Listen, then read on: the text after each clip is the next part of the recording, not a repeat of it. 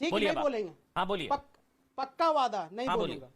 देश के करोड़ों दर्शक आपके चैनल के माध्यम से देख रहे हैं, करोड़ों मुसलमान भी देख रहे होंगे। सुबोई जी ने कहा कि मैं मुसलमान हूं, ठीक है, आप कह रहे मैं मुसलमान। मैं ये कह रहा हूं कि सुबोई जी खत्मे नबुवत यानी प्रॉफिट मोहम्मद सल्लल्लाहु अलैहि वसल्लम आखिरी नबी है।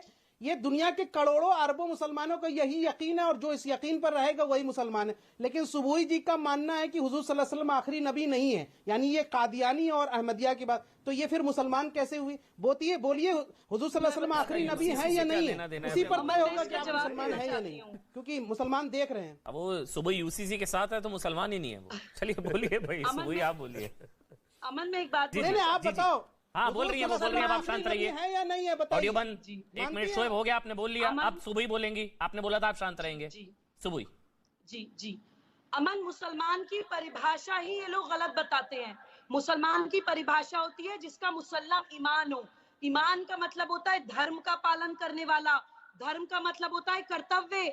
जिस परिस्थिति में जो सही है उसका साथ देने वाला मुसलमान है। उस हिसाब से मैं मुसलमान हूँ, आपकी परिभाषाओं से नहीं चलती हूँ। आप अपने हिसाब से कुछ भी लिख देंगे और फिर मुझे बोलेंगे कि जिसको मानिए।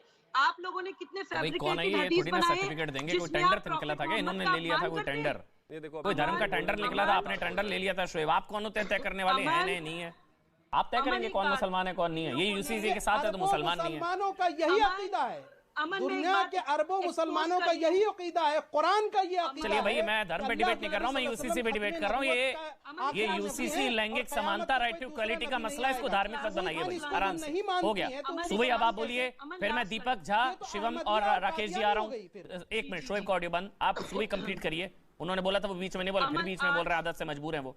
सुबह अमन, आज आपकी डिबेट में एक बहुत अच्छी बात हुई। मैंने कहा कि मुस्लिम लॉ कहती है कि एक माँ अपने बच्चे की नेचुरल गार्जियन नहीं है। शोएब भाई ने कहा कि नहीं, मुस्लिम लॉ ऐसा नहीं कहती है। मैं आपके चैनल पे ये घोषणा करती हूँ कि मैं सारे मुसलमान संगठनों से ये फतवा मांगूंगी कि क्या एक महिला अपने बच्चे की नेचुरल गार्जियन है या नहीं है। अगर वो बोलेंगे नहीं है तो उन करोड़ों मुसलमान महिलाओं को आपको जवाब देना पड़ेगा जिनको प्रकृति ने मां बनने का अधिकार दिया है। आप लोग ठेकेदार नहीं है। मजाक बना दिया है आपने इस्लाम का, और मजाक बना दिया है आपने मुसलमान महिला और मुसलमान बच्चों का। डरते हैं आप लोग उस क्रांति से, डरते हैं आप उन सवालों से जो आपके खिलाफ खड़ी होने वाली है। नहीं, बस मैं एक मिनट, मेरे को बस ये समझना था आज डिबेट में, मेरे को बस एक चीज समझनी थी डिबेट में, जो मैं समझना चाह रहा था। मैं शोएब के पास इसलिए बार बार जा रहा था, लेकिन अब मैं दीपक के पास जाऊंगा। दीपक, चूंकि आप भी यूसीसी के पक्षधर हैं, अभी डिबेट में मुझे पता लगा, चूंकि आप भी चाहते हैं देश में यूसीसी आए, किन क्या चीजें ऐसी गलत हो रही थी जिस वजह से आपको भी लगा कि हाँ यूसीसी आना चाहिए? अमन जी, क्या आप पॉलीगैमी के विरोधी हैं, बहुविवाह के, हलाला के, इन सारी चीजों के आप विरोधी हैं? मतलब आप मानते हैं सारी चीजें, क्या क्या चीजें गलत हो रही थी दीपक आपके हिसाब से, जिस वजह से आपको लगा कि हाँ अमन जी आज मुझे यूसीसी के साथ खड़ा होना है? अमन जी, आप बहुत ज्ञानी पत्रकार हैं, आपको मैं कुछ बताने की हैसियत नहीं रखता हूं, लेकिन इस बहस में मैं आज आपको बताना चाहता हूं। इनका भी मन यही कर रहा है। आवाज आ रही है मेरी? बिल्कुल आ रही है दीपक, बोलिए ना। देखिए, बीच में ना बोले कोई, बीच में कोई ना बोले। बात है कि जब देश बना 1947 में, जब देश आजाद हुआ, उससे पहले अलग अलग धर्म के संप्रदाय के लोग अपने अपने मतानुसार अपनी अपनी चीजों को पालन करते थे। अब बात आती है 1947 में, 50 में जब कानून बन गया और वहां कह दिया गया कि जब जरूरत पड़ेगी आप यूसीसी लेके आइए। अब जरूरत है, अगर महिलाएं परेशान हैं, महिलाओं पे अत्याचार हो रहा है, अगर उनका शोषण किया जा रहा है, तो इसमें हर्ज किसी को नहीं है। मैं तो कहता हूं नारियों का सम्मान होना चाहिए। शोषण हो रहा है, आप ये मान रहे हैं बिना यूसीसी शोषण हो रहा है और कांग्रेस सरकारों को यूसीसी लाना चाहिए, आप ये कह रहे हैं? नहीं, मैं कह रहा हूं कि अगर शोषण हो रहा है, सुबही खान की जो समस्या अगर है ना, क्या हो रहा है या नहीं हो रहा है? सुबही खान का समस्या अगर क्या हो रहा है या नहीं हो रहा है? सुबही खान की,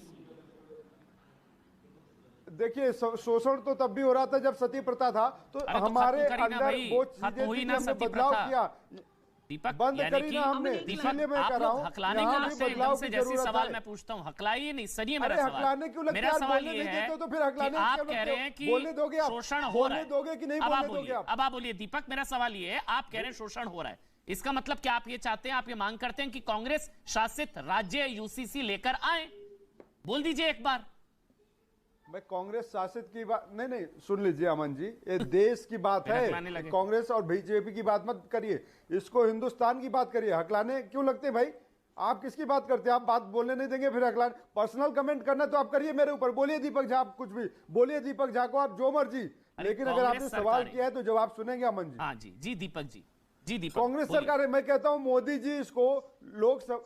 सर आप बड़े ज्ञानी पत्रकार हैं, अगर मुझे बोलने नहीं देंगे तो मैं नहीं बोलूंगा। मेरा करबद्ध निवेदन है कि अगर आपने 10 सेकंड बोलिए दीपक, बोलिए प्लीज प्लीज। कैसे बोले? बस मैं इतना ही कह रहा हूं कि एक कांग्रेस और भाजपा में मत करिए इसको। शिवराज सिंह और भूपेश बघेल में देश को मत बांटिए, इसको लोकसभा में लेके आइए। नरेंद्र मोदी जी कहें खुले मन से, स्वस्थ मन से एक चर्चा करें, सारे धर्माचार्यों को बैठाएं, सांसदों को बैठाएं, हर धर्म के लोगों को बैठाएं और खुले दिल से चर्चा करें ना भाई। आप 1 घंटा यहाँ चर्चा कर रहे हैं ना, टाइम दे रहे हैं ना, मोदी जी क्यों डर रहे हैं? मैं समझ गया दीपक, अच्छी चीज, आपका टेक जरूरी था दीपक, सही बात है। आप ये कह रहे हैं कि सेंटर लेकर आए। मैंने भी ये सवाल पूछा, आपका सवाल बिल्कुल जायज है कि अखिल भारतीय स्तर पर आना चाहिए भाई यूसीसी, लेकिन चूंकि बीजेपी शासित राज्य ला रहे हैं तो जिम्मेदारी समझते हो क्या कांग्रेस शासित राज्यों को भी लाना चाहिए? दीपक, क्या कांग्रेस सरकारों को भी यूसीसी लाना चाहिए? क्योंकि अनुच्छेद 44 लिखता है संविधान का कि यूसीसी लागू करना राज्य की जिम्मेदारी, अनुच्छेद 44 संविधान। तो क्या कांग्रेस सरकारों की जिम्मेदारी बनती है कि कांग्रेस शासित राज्यों में यूसीसी लाए कांग्रेस सरकारें? दीपक देखिए अमन जी, अगर भारत सरकार लोकसभा में इस बिल को पेश करती है और पास करती है, उसके बाद राज्यों की जिम्मेदारी होगी तो लागू करेंगे या नहीं करेंगे। मुझे मिल गया जवाब। पर आप कांग्रेस को कटघरे में खड़े करिएगा। अरे मुझे मिल गया जवाब भाई, आप क्योंकि यूसीसी के साथ खड़े थे। 50 मिनट हो गया, आपका भी चेहरा आ गया सामने। कितने मिनट लगते हैं? वहां उनका आ गया, वहां आपका आ गया। चलिए राकेश।